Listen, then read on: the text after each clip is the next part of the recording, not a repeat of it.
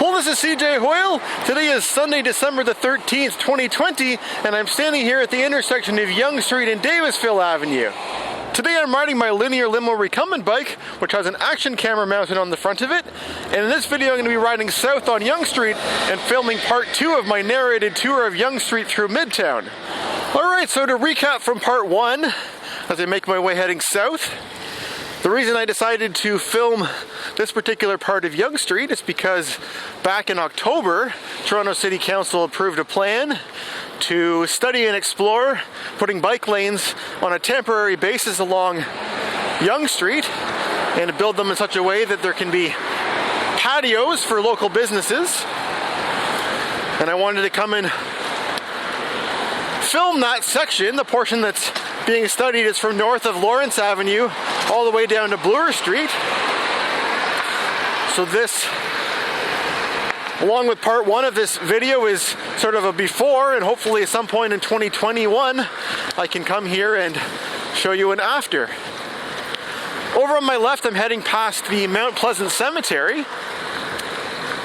which is a very large cemetery that's located, it's the closest big cemetery that's located towards the downtown. And earlier this summer when I was riding along Yonge Street here, I looked through the metal fence over there on the left, and I saw a deer that was wandering its way through the cemetery. There was lots of people in there that were just walking around using it. The deer did not seem to be spooked at all by people. It was just doing its thing, eating some trees.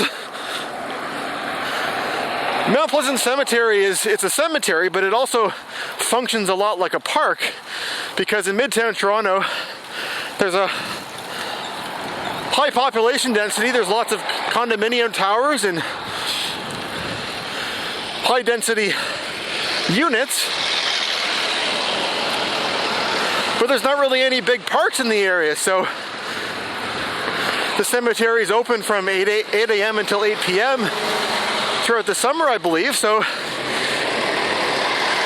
people go there and use it just like you would a park. A place to ride your bike around, to walk your dog, run, all those sorts of things. So we're just about to cross Heath Street here, and we're now entering the next business improvement area that's along Yonge Street. This is called the Yonge St Clair BIA.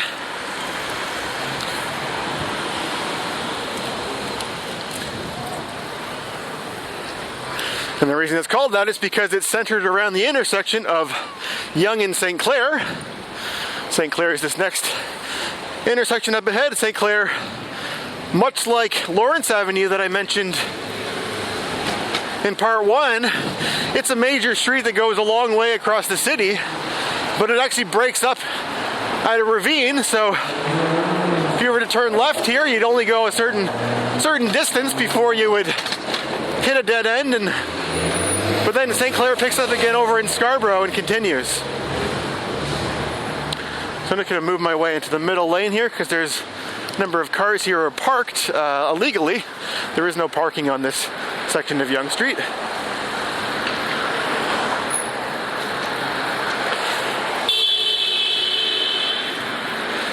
And I've mentioned before that when you're heading south along major streets like Yonge, going in the south direction, you're generally going to be heading downhill. So it's always sort of been mostly a gradual downhill, but up ahead there's a fairly steep section. I mean, it's steep by Toronto standards. I'm sure compared to cities like Halifax or San Francisco, this would be a flat street to them, but in Toronto it's a fairly steep section. There's sort of a hill that's, whenever you go past St. Clair in the south direction, there's always some sort of a hill that you have to go down.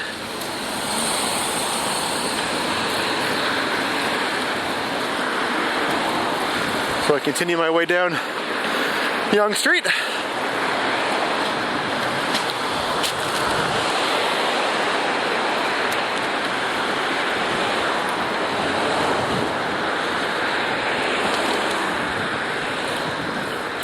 And there's that hill. We're just put to cross a road called Woodlawn Avenue.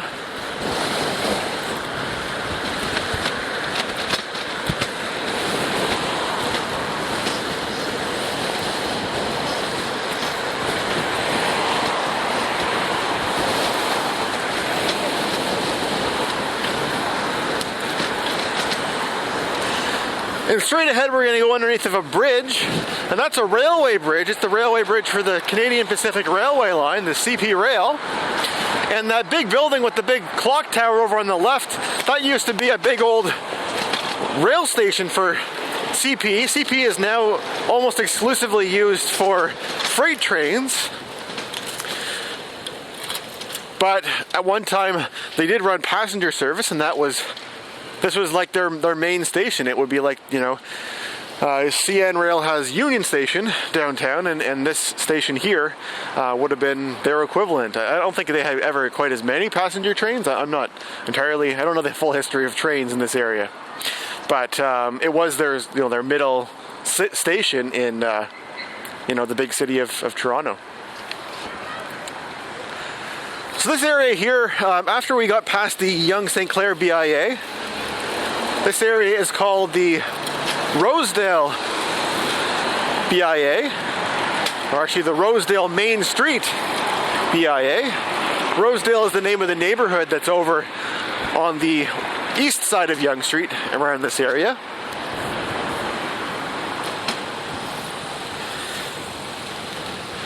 In this video I'm going to be riding as far as Bloor Street, which is the major east-west street through Toronto.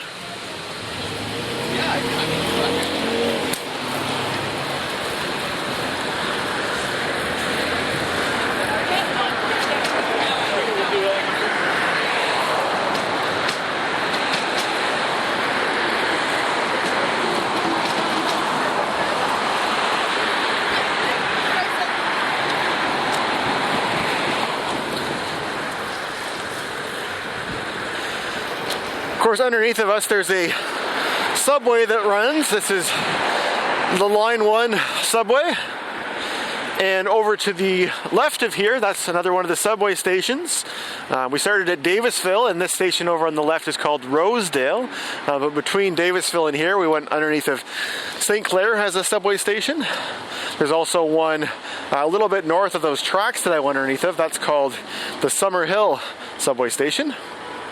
And the Rosedale one is the last one before you get to Bloor, which is the Bloor-Danforth subway station, which is the main cross point of the two main lines, Line 1 and Line 2.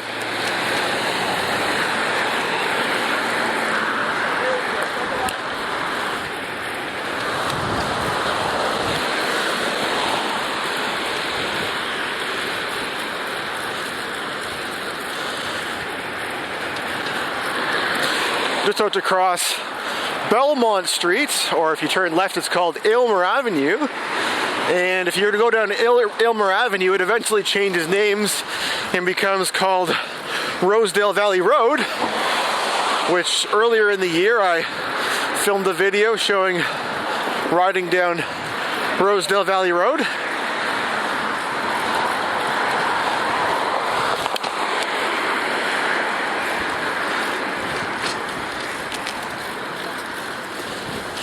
Over on the left, we're going to go past Canadian Tire, which is a large Canadian department store slash hardware store slash automotive service center. You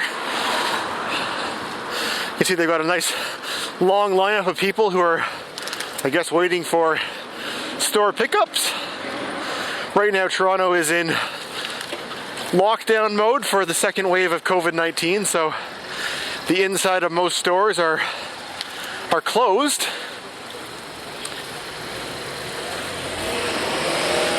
So you can still buy stuff from stores, but you gotta arrange it ahead of time and then go and pick it up outside.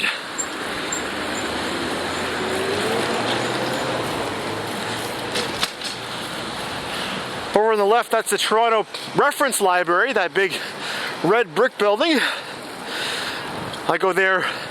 I've gone there from time to time to use their 3D printers. I made a video earlier in the year where I showed printing a small part for fixing the panniers for my bike.